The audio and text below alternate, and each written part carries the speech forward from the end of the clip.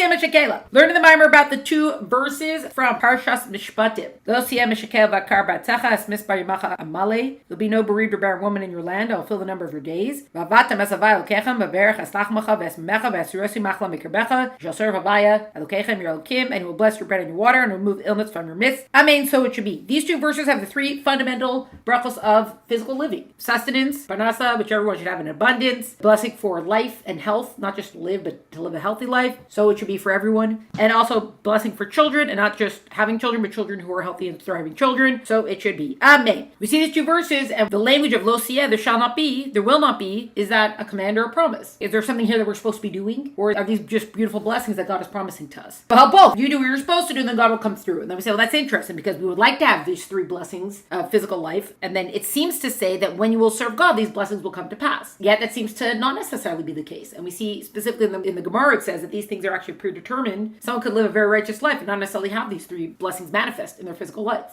What's going on here? Is our divine service bringing us these blessings or not? Also, once we're on the topic, are we saying when you engage and fulfill the divine will, then you're going to get these blessings in exchange, in return? This is going to be a reward, or something else going on here? Obviously, we say most of it is predetermined, but still, we do have the power to change what has been set out. That's why we still pray if someone's sick, God forbid. That is why we still have to make vessels for whatever blessings we want. We do believe in being able to persuade God to choose another path for us. So with that said, does our divine service make a difference or not? If these things, predetermined, not predetermined, what's going on here? Also, servant, master, God doesn't need anything from us, so what is even going on here? Does it make a difference? It depends. One take on it is, does God care if you're shech from the nape or the neck? No. Why do we have mitzvahs then? To refine man in creation, all the way down to the lowest of creation. It's just all the refinement process. And the other one says, yes, it does make a difference, because according to our actions, we can strengthen God's name, or God forbid weaken it, etc. Okay, we need to reconcile these two. So we say what it is that we're talking about what kind of levels. Once you're talking about the level, what we call atik, and higher than that. So atik, atzmos, essence, all of that is so beyond creation. So what creation does not affect it. Levels below that, where you have the vessels, the attributes, the kalim. So arch, anpin, and lower, we say from there, starting from where the creative entities start coming about, even in the earliest formations, there we do affect. So our actions will affect the light that comes through, our action will affect the vessels, that they should be intact vessels so that the light will come through, etc. So that seems to be answer enough. Then we say, wait a second, if we go back to the verse, we see that there's a noun change in the middle of the verse. So first it says, serve God, God will bless your bread and water, Havai will bless. And then it says, I will remove illness. Hasiresi, I will. So where did the I come from? Why did we switch from third person to first person? And that's what brought us to the whole thing about the capital N narrator of the Torah, that who is telling over everything that goes on in the Torah? The narrator is above the story. And this level here we're talking about, if it's saying Vayomer Havaya el Moshe, that Havaya spoke to Moshe, and not I spoke to Moshe, or Havaya spoke to me, that means neither Havaya nor Moshe are the ones who are directly telling over the story per se. So who's the narrator? That's when we get to Atzmos. That third entity there, Atzmos, is the narrator of the Torah. But Atzmos, we said, does not get affected by the things we do. So why is it all of a sudden that Atzmos inserts himself into the narration? That you have, serve Havaya will bless your bread and water, and I will remove illness. So I mean, that's Atzmos is coming in. I thought we don't affect Atzmos. So what's going on here? That eventually got us to the answer of Atzmos doesn't necessarily care. When we say, does Hashem care if you're shech from the nape or the neck? That's actually talking more about Atzmos. These higher levels that are not connected to creation, they're so vastly beyond creation, not necessarily connected to creation, they don't necessarily care about the details of the mitzvahs. Atzmos cares about the end process of what it's going to be, which is the refinement of man in creation, which it actually says in Bereshis Rabbah, where we see that line that's said there. So Atzmos cares about what the end result is. All the other details are more for the levels of Havaya, the levels of creation, because what we're doing is going to affect the vessels and thereby the light, etc. From that, those details are getting us to the final result of the refinement of man in creation. Speaking about that got us onto the whole topic of what are we even doing here? What is the point of all this? Why the higher worlds, everything come into existence is to make a home for God in this world. And that is what we're doing here. God makes a world something from a nothing, and we turn that something, that physical matter, back into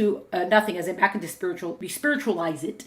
With that taken care of, we switched a little bit to talk about the more fundamentals of what divine service is all about. Because we're using the word avodah, we use the word of service. In this context, we mean divine service. The relationship of a servant to master is fundamentally based upon fear. It's a fear factor thing. The servant puts his own self aside to serve his master, and that's fear-based relationship. And we see that in the way that we submit ourselves to God, submit ourselves to his will. Moda'ani is not just I think, I acknowledge, is understand that God is so vastly superior and we are so little, we are so nothingness before the muchness. We acknowledge that God's viewpoint, where he is the true existence, avoidance is the actual true viewpoint, even though we don't necessarily understand that. Then from there we said, even though we're focusing so much on the fear, love is actually also a vital factor in this relationship as well. How do we say that? Because the word of avodah, the word of service, what is service of the heart specifically? This is tefillah, this is davening. And then we had text to tell us that how you're supposed to approach davening. You gotta have love and joy, etc. when we daven. And what is happening during davening? Why is davening so vital that we call it the service of the heart? Because when we daven, our godly soul is going to connect to its source, the spiritual source of it within the higher realms. The entire soul is not necessarily in the body. Only some of it can actually go into the physical body. The rest of it stays there as our tether up there in broad terminology. It connects and it's drawing down these lights and powers by being connected to it. And that in turn is turn around to affect the animal soul, natural soul, vital soul, which is in the heart, to persuade it, hey, let's pursue truth. How about that? Everything when you go about your day should all be God oriented. Even regular mundane stuff. There walks at you, there talks at you, there eats at you. There's a way that we do stuff. We looked at the text last time about how every person has their slice of world that we saw from Tanya. Every person has their slice of world to elevate. So you have the root souls and everybody's an extension of one of those root souls, like a tree with many, many limbs and branches, etc. That soul and then all the offshoots of that soul, we all have our slice of world to elevate. And it doesn't necessarily just mean every square I walk upon, but everything I do, there's a ripple chain effect of elevation. That's how you elevate a much wider swath than just only the literal ground that you walk upon. So this brings us to, on the same topic about making a home for God and what we're doing here, we all got to elevate stuff. This brings us to the Maamar of Basi Lagani. Basi Lagani is a very famous Maamar because it was the last Maamar of the previous Rebbe, and then it was the first Maamar that our Rebbe said upon accepting the leadership of Chabad. And then every year on the anniversary, Yud Shvat was when the previous Rebbe passed away. Yud Shvat every year, the Rebbe would revisit the Basi Lagani Maamar. The Rebbe would revisit it and focus on a specific chapter and elucidate that chapter. We have a whole slew of Maamarim that came out of the one Maamar, even though the original Maamar had a few parts to it, and it also was broken down into 20 chapters. If you remember actually the words of Basi Lagani, Bati Lagani, I have come to my garden, we saw this language already. We saw when we looked at the Medrash Tanchuma from Shir Shirim, it's from Song of Songs. So it was written by King Solomon, the original line. The Medrash Tanchuma used it to say, Basi Lagani, God says I came to my garden, this world was my garden, and then each sin, there were sins of 7 generations of sins that God says I moved myself up a firmament, and then started from Avram going through the forefathers, etc., bringing God back down to Moshe Rabbeinu completed the process of bringing God back down into this world, and that happens with the giving of the Torah in Har Sinai. The Maamar that the Frierdiker Rebbe said, and the Maamar that our Rebbe said, is based on the pasuk of Shir Shirim through the interpretation of the Medrash Tanchuma about making a home for God in this world. That God desired that there should be a home in this world. So this is from the 20th chapter of the Basi Lagani Maamar, but it's from the original Maamar of the previous Rebbe. See, it's 5710. That'll be Tash and Jud.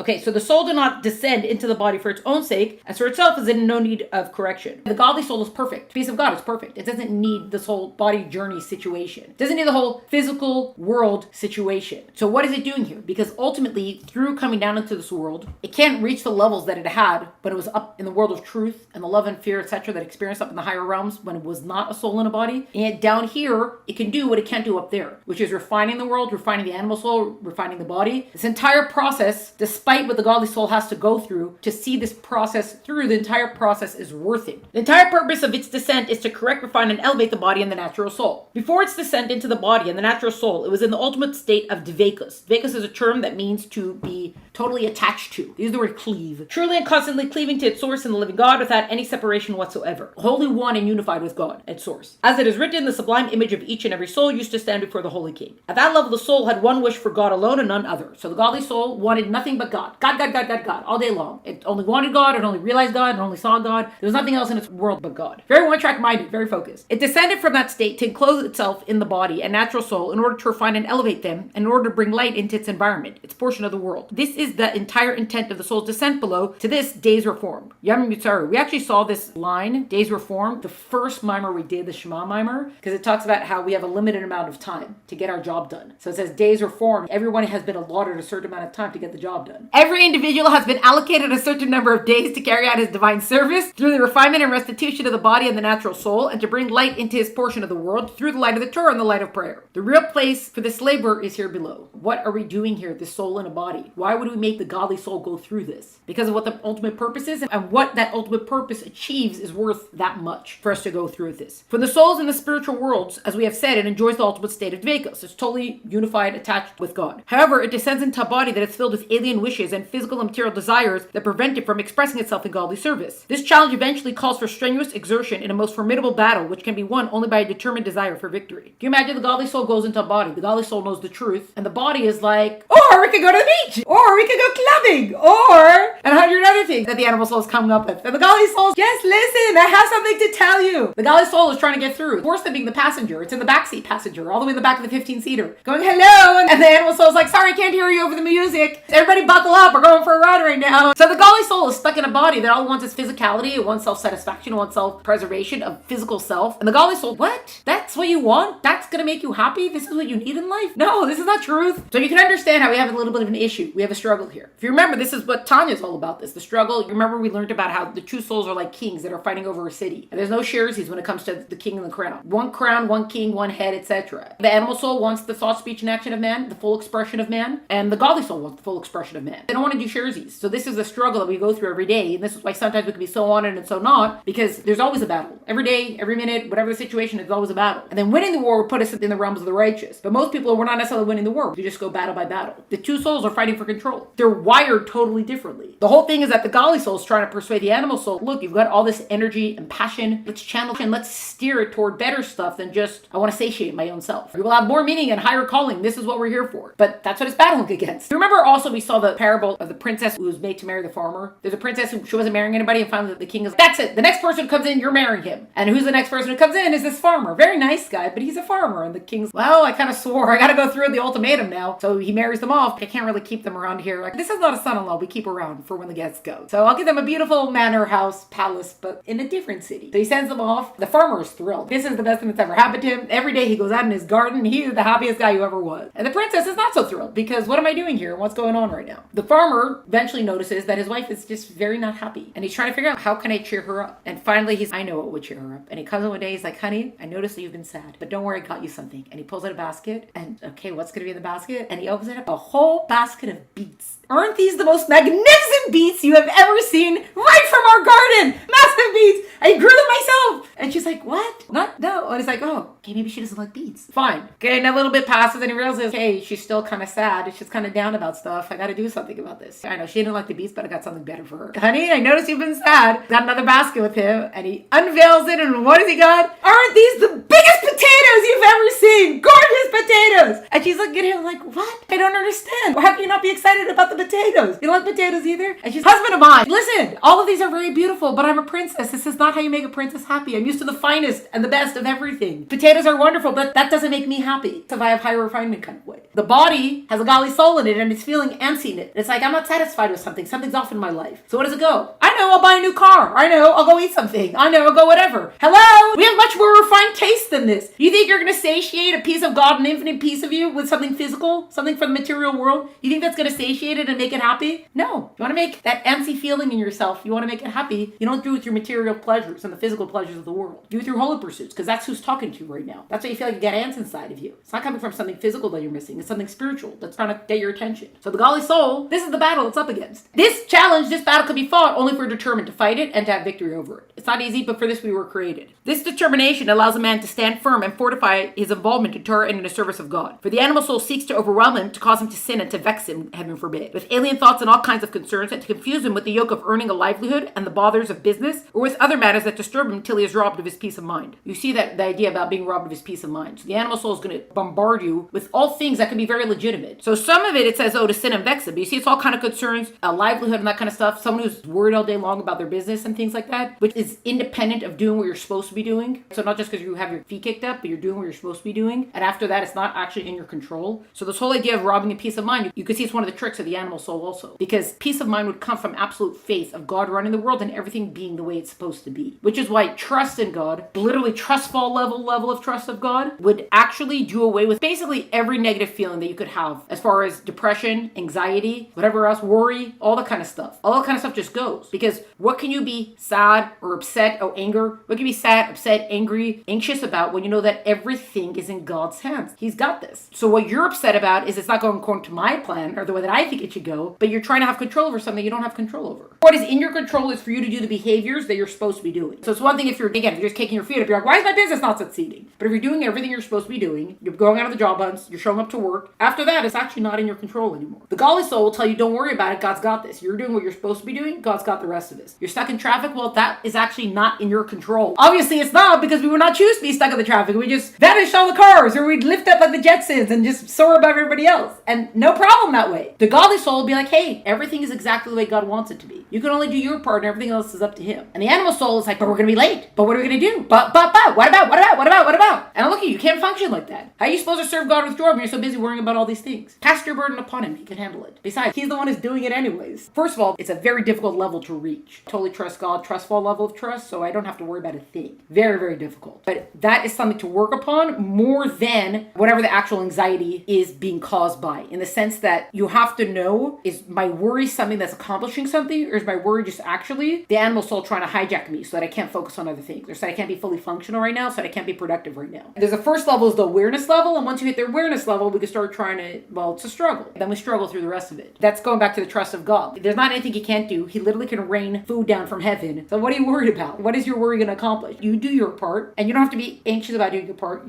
I am competent, I can do this. Everything else is God. That's it. Very difficult level, but it's something to think about, to focus on. It can be patently observed that a man's evil inclination endeavors to disturb and confuse him precisely when he is involved in the service of God. So especially when you're on a good track and you're on the right track, that's definitely when the animal soul is going to try to ambush you, try to impede you. But what about? Oh, I totally forgot about that. Yeah, because you were functioning fine by forgetting about it, so your animal soul went trudging through the recesses of your mind to find something random to make you worry about and keep you up at night. Precisely when the divine soul is awakened in love and awe of God, the animal soul is also awakened, doing its best to disturb and confuse him in various ways. You got two kings fighting for the same crown. Sometimes it will burden him with dread or terror for reasons that have no substance. To disturb your peaceful thoughts. All this takes place particularly during his divine service through Torah study or prayer, or while he's fulfilling some mitzvah, for example, during the fixed times that he has set aside for study and moments when he feels motivated to pray, or while he's engaged in a mitzvah or act of kindness. So here's talking about specifically when you're doing a mitzvah or something, the animal soul will definitely try to ambush you. So like when you're davening, your thoughts are all over the place. You're davening right now. You can't do anything but be davening right now. It doesn't help to be thinking about all these other things. Just when I sat down to learn, that's when the phone rang. He'll answer it soon.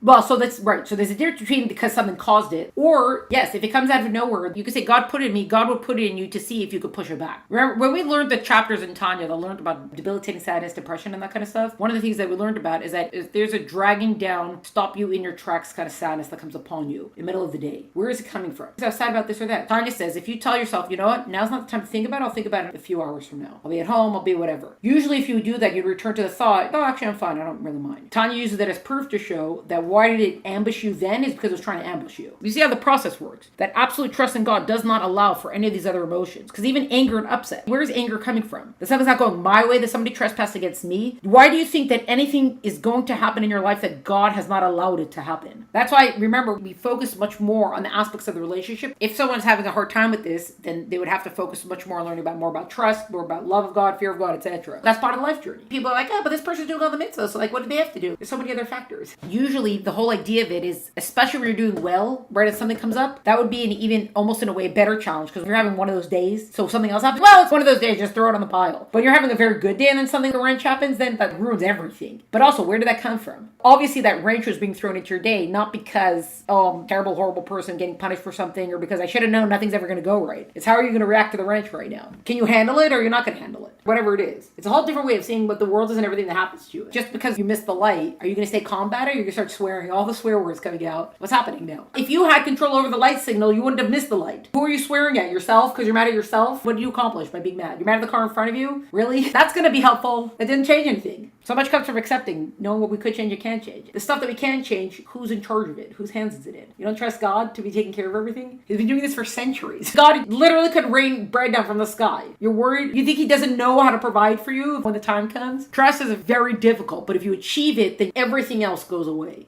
I don't know. How many people would you actually do a trust fall with?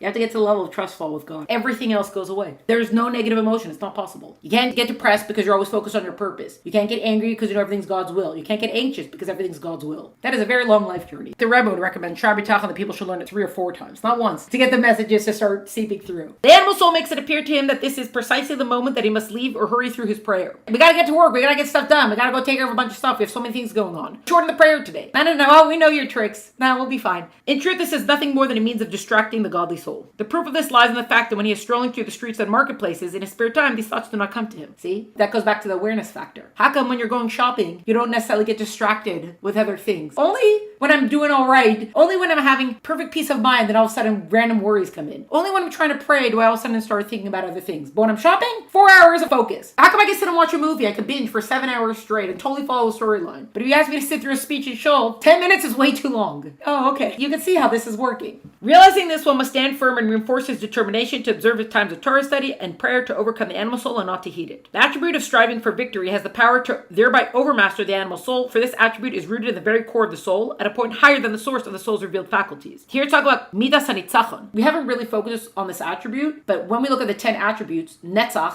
is one of them. Netzach, we've been translating it as endurance or confidence. So victory, like nitzachon, victory. Your ability to overpower these thoughts and things that are coming to you is already embedded in the makeup of your soul. You already have the toolkit, because this is one of the attributes. That's a much more inner part of the makeup of your soul than thought, speech, and action, which are, remember, the garments of the soul, the revealed faculties of the soul. These thoughts are bombarding you, but your attribute of victory, your capacity, your ability to overcome it is embedded even deeper, which means that it could definitely override it. So if you have the determination to overcome it, you can. This enables it to overpower and thrust aside all of man's bothersome worries to the point where no blocks or obstacles obstruct his study of the Torah and his fulfillment of the mitzvos. So it could be anything that's trying to hold you back from doing what you're supposed to be doing. Then ultimately, when a man conquers his own animal soul, he causes the forces of holiness on high to vanquish the forces of evil. Each time you have a small victory down here, there's a spiritual ramification for that. There's spiritual victory effects that happen up above. Moreover, he causes the sublime treasures of the spiritual realms to be drawn down to this world below. He brings about the revelation of the innermost essence of God's infinity. Atzvos Ein Sof Baruch Hu. Each time we have this victory, each time we engage in the battle, we recognize that this is a struggle for us right now, and we engage in it, and we overcome the struggle. It's not just us that benefits from it, but as we've said all the time, there's massive spiritual ramifications for everything that we do up above. So here, our victory causes massive victory above, and then it also draws down massive revelation down here in this world. We can see it's worth it. Not just because trying to redirect the animal soul is worth it, but we see there's all this ripple effect that happens that also makes it even more worth it. So this is on Torah Parshas Mishpatim. Torah is Maamars of the Alter Rebbe. So Parshas Mishpatim, this is the Alter Rebbe's Maamar on these same verses. Taking this a little bit out of context, because there are other things that the Alter Rebbe talks about on these same verses. And this a person will put it to his heart and know faithfully and believe with complete faith that all love and fear which are drawn to him is a gift from Hashem, who gives the power to the land above to make the love and fear of Hashem grow inside the person, and they're not drawn by the power of the person from his own effort. Talking about land above, we're talking about spiritual and physical dimensions. So it's saying even love and fear of God that you have is also a gift that God gave you. This capacity for love and fear of God is a gift from him to be able to achieve this. Sure, you achieve it, but you're only realizing the gift that's been given to you. Therefore, the whole focus of his divine service will not be to love Hashem from his own efforts, so he's the one who serves and the one who loves, hu ha'oved v'hu ha'ohev, etc. Rather, as it is written, and you shall serve Havai Elokechem, v'avadatem es Havai Elokechem. That's the verse that we saw. And the simple meaning of this verse is not understood. Does Hashem need our service? Is he lacking anything, God forbid? And if you're righteous, well, will you give him? Im tzadakta matitin. No, that's from Eov. What it says here about the one who serves and the one who loves, you could approach your service of God of trying to achieve like how much I know of my capacity of loving. I love God, or I'm going to be the one who fears God or serves God, etc.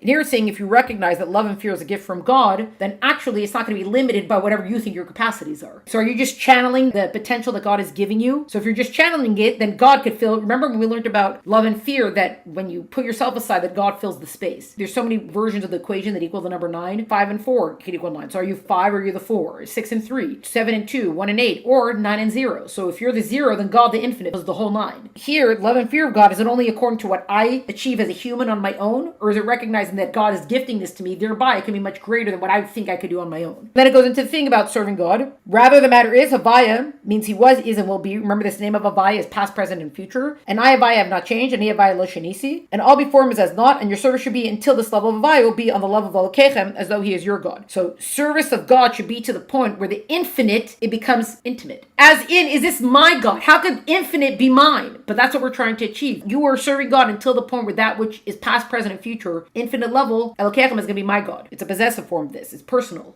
relationship. That is, it should be set and fixed in the mind and thought and felt and grasped as an intellect truly, as if his eyes were literally seeing the revelation of godliness. To the extent where I could see it, that when you look at the world, this is God's world. Could we necessarily have achieved that on our own? Maybe yes, maybe no. But when we're recognizing that we're channeling God's gift of love and fear to us, then we can reach these levels, these higher levels, where God is visible to us in the world because we're looking at infinite levels of God. That's my God now. And similarly for all the order of all praises, for Elokei Avraham Al-Gadol, etc. So we're talking about, we say these in davening. For the place where you find his greatness, there you find his humility. Because in truth, everything before him is as naught, and as clothing himself in the level of greatness is itself an act of humility. What does it mean? And similarly for all of this, there's a line of where you find God's greatness, there you find his humility. Because the fact that infinite God has put himself into this, whatever this is an act of humility in his part, of him making himself small, because it's something we can access. So here's talking about even the fact that you could call God great is itself an act of humility, because God has reduced himself to this adjective of the great one, which for God is so small. And yet God did this because it's giving us a relationship with him, that we could call him by a word that we can have some sort of relation to. And this is the true and principle of divine service, and the foundation of a person starting a service from above to below. And in truth, this is a great service that his physical mind would be able to receive and grasp in it a revelation of godliness. This is part of that gift that God is giving us to be able to have a language and identification that our own minds can grasp. Because otherwise we can't. How can we fathom? We cannot fathom God. And yet God has per se reduced himself, limited himself, compacted himself. God has compacted himself into this terminologies, into this kind of language and approach that we can actually relate to. And this is service of God, is getting ourselves to the point of recognizing and realizing that, and being able to see it for ourselves. That's what we get. We've actually mentioned this before. Avaydahim lashon ibud oros. What is the language of Avayda? Avayda, which is service, which means divine service, is from the language of tanning hides. Process of treating animal hide into parchment or leather, requiring various tasks of intense toil and immense exertion. So it must be with divine service. So the whole idea of tanning a hide, I'm going to turn it into parchment or leather, something that I could work with, is difficult. You got to break a sweat for it. The same way that's physically that works, that has to be the same for us in our spiritual divine service. Thus, service of fear may be a start, but it is not enough, as some access this naturally. So we can say, oh, remember the whole divine service